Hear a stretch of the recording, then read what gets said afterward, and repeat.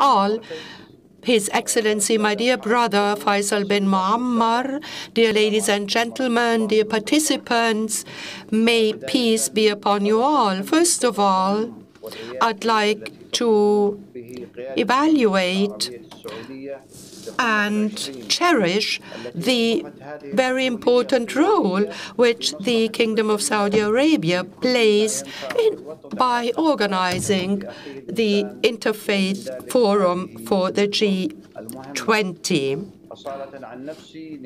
On my behalf and also on behalf of my colleagues in the General Secretariat, let me congratulate the custodian of the two holy mosques, King Salman bin Abdulaziz Al Saud, also the chairman of the Islamic Summit. Let me also convey my gratitude to His Royal Highness Prince Mohammed bin Salman bin Abdulaziz Al Saud, the Crown Prince, Deputy Prime Minister and the Minister of Defense. Let me also thank the organizers of this blessed forum,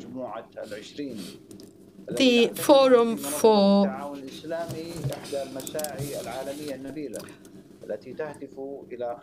this very special interfaith forum of the G20, which comprises many of the religious leaders of religious institutions,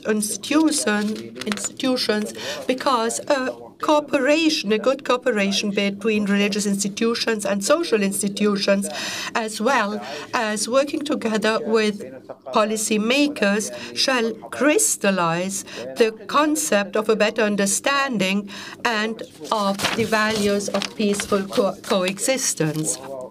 This, in the end, shall foster sustainable development, peaceful coexistence, as I said, and have a positive impact on cultures, religions, and civilizations.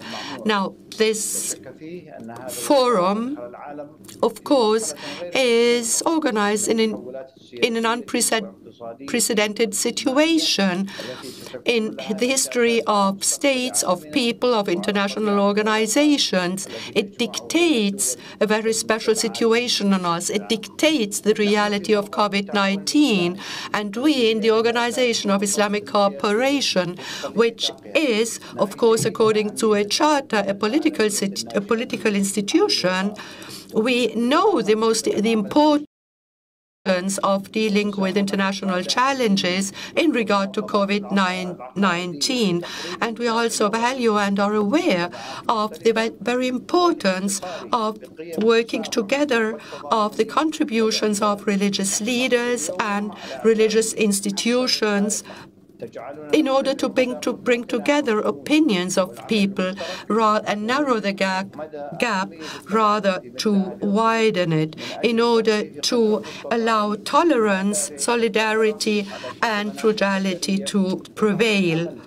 Also, today we stand on a threshold which lets us look into our steadfastness and also and measure our cooperation in order to be able to measure the importance of our solidarity situation, in order to be able to relieve as far as possible the destructive results and impacts of the pandemic, and also allow the most vulnerable state to remain steadfast and to recover. And in this framework, and in order to make religious leaders participate, the International Islamic Fiqh Academy organized on the 16th of April 2020 a fiqh seminar on fiqh and medical aspects of the pandemic,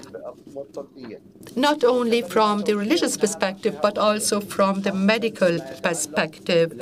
Here we arrived and that is, the seminar resulted in many important recommendations, especially in regard to cheapness and necessities, that is, to our religion and jurisprudence of calamities, which would show the way in dealing with such a pandemic. Of course, it goes without saying that this pandemic really resulted in harm and damage for millions of people. Millions of people lost their lives.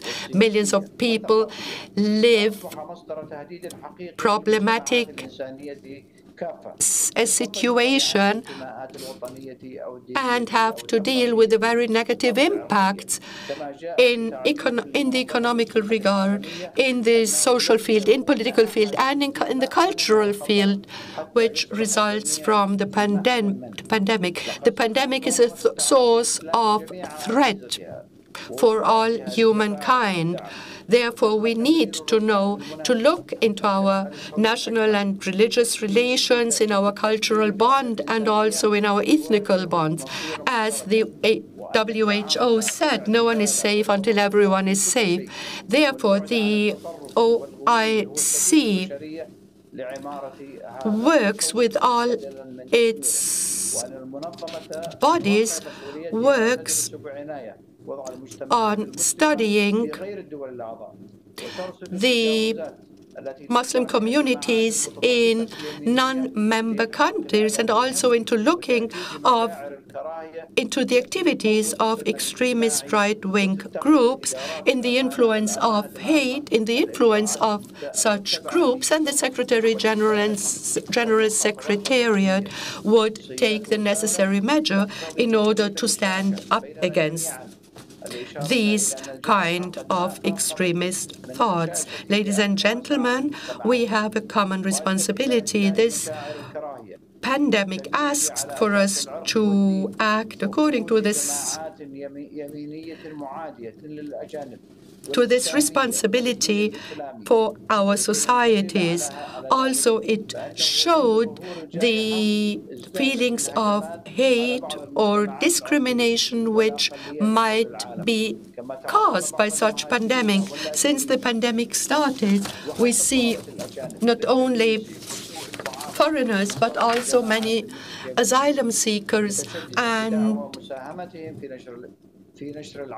foreign people living in a country being attacked by such right-wing groups due to bad treatment. They are badly treated, they are discriminated, and we need to state quite clearly that these groups would spread the disease. They would lead to tenseness and division. Therefore, I hope that we, sitting here together and coming here together, and you, ladies and gentlemen, and excellencies and eminences, would be able to agree on a statement, because we need to stand up united. We need to form a united front. We need to stand side by side in order to revive the hope in the most marginalized, and in order to combat all those racist, discriminating and hateful seeds which are distributed, and in order to be able to create a safe harbor. Thank you very much, and have a nice evening.